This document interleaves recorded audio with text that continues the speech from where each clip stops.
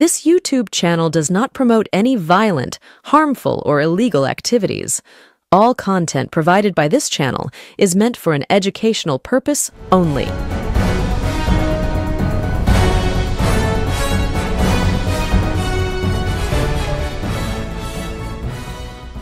পশ্চিমবঙ্গের রাজ্য রাজনীতি বিভিন্ন বিষয় নিয়ে এই মুহূর্তে উত্তাল থাকলেও সমস্ত কিছুকে ছাপিয়ে যেরকম দিলীপ ঘোষের বিয়ে সমস্ত খবরের কাগজের সমস্ত সংবাদ মাধ্যমের ফ্রন্ট লাইনে চলে এসেছিল, ব্রেকিং নিউজে চলে এসেছিল, সেই দিলীপ ঘোষের বিয়েকে এখন পিছিয়ে দিয়ে এই মুহূর্তে খবরে একটি অন্যতম বিষয়টি হচ্ছে সিপিএম এর বংশ কি ধ্বংস হবে? না, আমি যেই বংশের কথা আপনারা ভাবছেন সেই বংশের কথা বলছি না।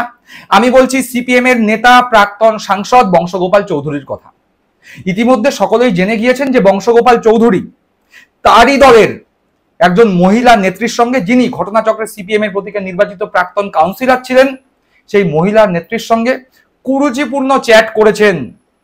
সেই চ্যাট ইতিমধ্যে ভাইরাল হওয়ার পরবর্তী সময়ে বংশগোপাল চৌধুরীর অবস্থা রীতিমতো করুণ। যেই সিপিএম অভয় আন্দোলনের সময় নারীবাদী হয়ে রাস্তায় নেমেছিল, মহিলাদের সুরক্ষা নিয়ে প্রশ্ন তুলেছিল, মহিলাদের সঙ্গে বিভিন্ন সময় যে ধরনের অত্যাচার বা সামাজিকভাবে যে ধরনের মহিলাদের হেনস্থা করা হয় সেই নিয়ে যখন প্রশ্ন তুলেছিল, সেই সিপিএম এরই নেতা, সিপিএম এর প্রতীকে নির্বাচিত প্রাক্তন সাংসদ বংশগোপাল চৌধুরী এই মুহূর্তে সিপিএম এরই মহিলা নেত্রীর সঙ্গে কুরুচিপূর্ণ যৌন উত্তেজক কথাবার্তা বলবার কারণে সংবাদ শিরোনামে, ভালো কাজের জন্য সিপিএম সংবাদ শিরোনামে বহুদিন হলো নেই। এই মুহূর্তে তারা ভেসে আছে যে সমস্ত কারণে, তার মধ্যে অন্যতম হলো এই বংশগোপাল চৌধুরীর মতো নেতা। কিছুদিন আগে আমরা সুশান্ত ঘোষের খাটকাণ্ড দেখেছি তন্ময় ভট্টাচার্যের কোলে বসা কাণ্ড, তার নবতম সংযোজন বংশগোপাল চৌধুরী। সেই বংশগোপাল চৌধুরী এখন কাকতি মিনতি করছেন, রীতিমতো ভাইরাল হয়েছে তার কাকতি মিনতি করার কল রেকর্ড। সেই সমস্ত দিকে নজর থাকবে আজকে আমাদের পর্বে। আপনারা দেখছেন বঙ্গচক্ষু ইউটিউব চ্যানেল, আমি প্রতিবেদক সায়ন্তন চক্রবর্তী। যারা প্রথমবারের জন্য এই চ্যানেলে এসেছেন তাদের কাছে অনুরোধ, চ্যানেলটি সাবস্ক্রাইব করে পাশে থাকা বেল বাটনটি প্রেস করে দেবেন, যাতে যখনই নতুন কোনো ভিডিও এই চ্যানেলে আসবে সরাসরি সেই নোটিফিকেশন পৌঁছে যাবে আপনাদের কাছে। চলুন তাহলে আজকের পর্বে প্রবেশ করা যাক।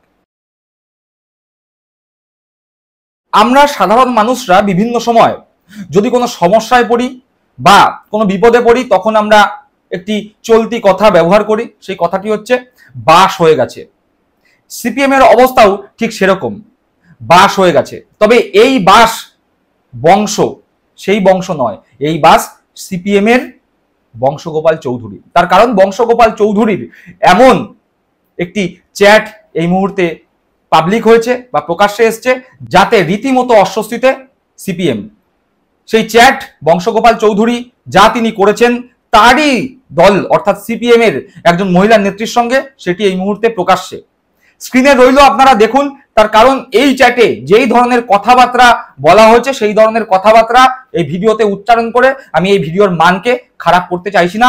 আপনারা এই মুহূর্তে স্ক্রিনে দেখতে পাচ্ছেন বংশগোপাল চৌধুরীর করা সেই চ্যাট একজন মহিলা নেত্রীর সঙ্গে। দেখলেন কি ধরনের কুরুচিপূর্ণ চ্যাট বংশগোপাল চৌধুরী সিপিএম এর প্রাক্তন সাংসদ, সিপিএম এরই প্রাক্তন মহিলা কাউন্সিলরের সঙ্গে করেছেন। ঠিক এই নিয়েই বিতর্ক এবং মুখ খুলেছেন সেই প্রাক্তন কাউন্সিলর সিপিএম নেত্রী। তিনি দীর্ঘদিন ধরে এই বিষয়ে তার দলের কাছে জানিয়েছিলেন, তার জেলা নেতৃত্বের কাছে জানিয়েছিলেন। জেলা নেতৃত্ব থেকে শুরু করে সিপিএম এর উচ্চ নেতৃত্ব তাকে আশ্বাস দিয়েছিলেন যে সুবিচার তিনি পাবেন, বংশগোপাল চৌধুরীকে শাস্তি দেওয়া হবে। কিন্তু দেখা গেল ব্রিগেড সমাবেশ মিটে গেল, দেখা গেল যে বংশগোপাল চৌধুরীকে কোন রকম শাস্তি তো দেওয়া হলোই না, উল্টে এই ব্যাপারটি ধামাচাপা দেওয়ার জন্য বেশ সচেষ্ট সিপিএম নেতৃত্বরা। সেই মহিলা, যেই মহিলার সঙ্গে বংশগোপাল চৌধুরী এই ধরনের কুরুচিপূর্ণ চ্যাট করেছেন, সেই মহিলা ফেসবুকে সরব হয়েছেন এই বিষয়ে। তিনি ফেসবুকে লিখেছেন, বংশগোপাল চৌধুরীকে কি শাস্তি দেবে পার্টি সেটা কেউ জানে না। গত 25শে নভেম্বর থেকে আমার বিচার চাওয়ার আবেদন যারা ধামাচাপা দিয়ে গেছিল তাদের কি শাস্তি হবে কেউ জানে না, কিন্তু আমাকে সাসপেন্ড করা হবে এটা সবাই জেনে গেছে। হায় রে, আরে বন্ধু, আমাকে সাসপেন্ড করার আগে আরো দুজনকে এবং একটি কমিশনকে সাসপেন্ড করতে হবে, বুঝলেন? অর্থাৎ সেই মহিলা, তার নাম আমরা ব্লার করে দিয়েছি, সেই মহিলা রীতিমতো বলছেন যে সিপিএম বংশগোপাল চৌধুরীকে তো শাস্তি দেবে না, গত নভেম্বর মাস থেকে আমি বিচার চাইছি, কিন্তু বিচার তো আমাকে দেবে না, বংশগোপাল চৌধুরীকে শাস্তিও দেবে না, উল্টে আমাকেই সাসপেন্ড করবে। ভেবে দেখুন, এই পুজো পরবর্তী সময়ে অভয়া কাণ্ড নিয়ে সিপিএম বেশ সরব ছিল। ঠিক তখনই তাদেরই দোর্দণ্ড প্রধান নেতা, এককালের সাংসদ একজন মহিলার সঙ্গে কুরুচিপূর্ণ চ্যাট করছে, যৌন ইঙ্গিত করছে। আর সেই নিয়ে যখন মহিলা নিজের দলের মধ্যে অভিযোগ জানান, দল তাকে বলেছিল যে বংশগোপাল চৌধুরীকে নাকি শাস্তি দেওয়া হবে। উল্টে তিনি বলছেন যে বংশগোপাল চৌধুরীকে শাস্তি দেওয়া হবে কি হবে না কেউ জানে না, কিন্তু তিনি ভয় পাচ্ছেন যে তাকে শাস্তি দেওয়া হবে, তাকে সাসপেন্ড করা হবে। তিনি আরো সরব হয়েছেন তার ফেসবুক পোস্টে। তিনি লিখছেন, কমরেড সেলিম দাদা, ব্রিগেডও তো শেষ হলো, আপনারই কথা অনুযায়ী অতি দ্রুত বিচার পাবো। আর কবে দাদা? আমি মরণোত্তর দেহদান করে রেখেছি, সেটার কার্ড আর একটা মুর্শিদাবাদ সিল্কের লাল পতাকা একসাথে রেখেছি। ছেলে বরকে বলে রেখেছি, কোথায় মরবো জানি না, এই লাল পতাকাটা আমার মৃতদেহের ওপর একবার দিও। জানি তোমাদের অনেক বিদ্বেষ আছে, তবুও তোমরা শুধুমাত্র ভোটার, আমার আবেগ তোমাদের বোঝা সম্ভব নয়। আমি ওদের দোষ দেই না, আর পারছি না লড়াই করতে, আমি হেরে গেলাম নিজের কাছে। তবে চাইবো পার্টিটা সঠিক শুদ্ধিকরণ হোক, ইনকিলাব জিন্দাবাদ। অর্থাৎ সেই মহিলা লিখছেন, অত্যন্ত দুঃখের সঙ্গে লিখছেন যে মোহাম্মদ সেলিম তাকে জানিয়েছিল যে এই বিষয়ের সত্যিকারের বিচার হবে, যে দোষী সে শাস্তি পাবে, কিন্তু তিনি সেই বিচারের আশায় থাকতে থাকতে হাঁপিয়ে গেছেন। তিনি বলছেন যে তিনি এই লড়াই করতে করতে হাঁপিয়ে গেছেন, তিনি আর পারছেন না এই লড়াই করতে। কিন্তু শেষ মুহূর্তেও তিনি বলছেন যে তিনি চান এই দলের সত্যিকারের শুদ্ধিকরণ হোক, এবং তিনি চান এই দলটার সঠিক পথে এগোক। এবং এই পোস্টের শেষে তিনি ইনকিলাব জিন্দাবাদ ধ্বনিও দিয়েছেন। অর্থাৎ দেখতে পেলাম সিপিএমেরই একজন নেত্রী তারই দলের সাংসদের বিরুদ্ধে অভিযোগ করছেন সাংসদের বিরুদ্ধে যৌন উস্কানিমূলক কথাবার্তা এবং যৌন হেনস্থামূলক কথাবার্তা তার সঙ্গে চ্যাট করার জন্য। এই বিষয়ে সম্পূর্ণ নীরব সিপিএম নেতৃত্ব। এখন দেখা যাচ্ছে যে বংশগোপাল চৌধুরী এতটা ডেসপারেট হয়ে উঠেছে যে তিনি এই মুহূর্তে সেই মহিলাকে ফোন করেছেন, মহিলাকে ফোন করে কাকুতি মিনতি করছেন, বলছেন আমি পায়ে ধরছি, তুমি পোস্টগুলো ডিলিট করে দাও। কিন্তু সেই মহিলা নাছোড়বান্দা, তিনি বলছেন যে ডিলিট তো আমি করবই না, দল যখন শাস্তি দেবে না, আমি ঠিক করেছি আমি এই বিষয় নিয়ে প্রেস কনফারেন্স করব। এবং তিনি রীতিমতো বংশগোপাল চৌধুরীকে বলেছেন যে আমাকে ফোন করে আর ডিস্টার্ব করবে না। এক সময়ের দোর্দণ্ড প্রতাপ সিপিএম নেতা যারা রীতিমতো অত্যাচার চালিয়েছিল নিজস্ব এলাকায়, তারা এখন মেনি বিড়ালের মতো মিউ করছে। চলুন সেই ভাইরাল কল রেকর্ড একবার শুনে নেওয়া যাক। হ্যাঁ, কেটে গেল লাইনটা। বলুন। হ্যাঁ, বলছি তুমি ওটাকে করে তুলে নাও, দরকার হলে আমি তোমার সাথে কথা বলবো, আলোচনা করে তারপরে আমি যেভাবে বলবে আমি সেটাই করব। তুমি এটা এখন একটু তুলে দাও। মোহাম্মদ সেলিম রিকোয়েস্ট করুক ফোন করে, তাহলে আমি তুলে দেবো, না হলে আমি তুলবো না। আগামীকাল আমি প্রেস কনফারেন্স করবো।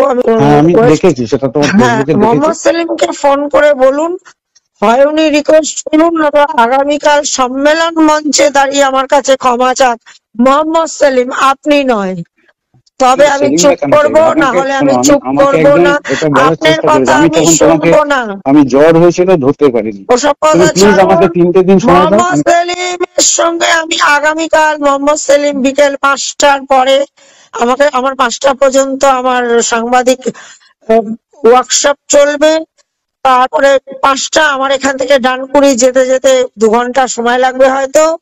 তারপরে মোহাম্মদ সেলিম আমাকে যদি সময় দেয় তবে আমি তুলবো, না হলে কিচ্ছু তুলবো না। আগে দেখো হোতা হয় কে। আমি প্লিজ পায়ে ধরছি, তোমার পায়ে হাতে মাথায় ধরে কিছু হবে না। মোহাম্মদ সেলিমের সঙ্গে কথা বলুন। আমি তো সবটা নিজেদের মধ্যে আমাদের আলোচনায় তো হয়েছে। আমি সব আপনার ফোন কল রেকর্ড করছি, আপনি আমাকে আর ফোন করবেন না, আমি কিন্তু বারবার বলছি। আচ্ছা ঠিক আছে। শুনলাম সেই ভাইরাল কল রেকর্ড। দর্শক বন্ধুরা, কিছুদিন আগে আমরা সুশান্ত ঘোষের খাটকাণ্ডের ভাইরাল ভিডিও দেখতে পেয়েছি একজন মহিলা সাংবাদিক কিভাবে ফেসবুকে লাইভে এসে বলছেন যে তার সঙ্গে তন্ময় ভট্টাচার্য, সিপিএম এর এককালের যুব নেতা, যিনি কিছুদিন আগে বরানগর বিধানসভা উপনির্বাচনে সিপিএম এর প্রতীকে লড়াই করতে নেমেছিলেন, সেই তন্ময় ভট্টাচার্য সেই মহিলা সাংবাদিকের কোলে বসে পড়েছে, সেই নিয়ে অভিযোগ করেছেন মহিলা সাংবাদিক। সেই ফেসবুক লাইভও আমরা দেখেছি। আর আজকে দেখলাম এই মহিলা প্রাক্তন কাউন্সিলর, সিপিএম এর প্রতীকে জয়ী সেই প্রাক্তন মহিলা কাউন্সিলর বংশগোপাল চৌধুরীর বিরুদ্ধে এই ধরনের অভিযোগ আনছেন। তার কল রেকর্ডও আমরা শুনলাম। দর্শক বন্ধুরা, আপনারা কি মনে করছেন সিপিএম কি আদৌ মহিলাদের সম্মান করে? তার কারণ বিভিন্ন সময় সিপিএম এর যে কোনো স্তরের নেতারা, মমতা বন্দ্যোপাধ্যায় একজন মহিলা মুখ্যমন্ত্রী সম্পর্কে যেই ধরনের কুমন্তব্য করে, তাদের পক্ষে কোনো মহিলাকে সম্মান করা যে সম্ভব নয় তা তাদের অঙ্গভঙ্গিতে প্রকাশ পেয়ে যায়। তা আরো প্রকাশ পেয়েছে সিপিএম নেতাদের এই ধরনের কার্যকলাপের মধ্যে দিয়ে। এই বিষয় সম্পর্কে দর্শক বন্ধুরা আপনারা যা ভাবছেন কমেন্ট আকারে তা আপনারা কমেন্ট বক্সে জানিয়ে যাবেন। সকলে ভালো থাকবেন, সুস্থ থাকবেন। জয় হিন্দ, বন্দে মাতরম।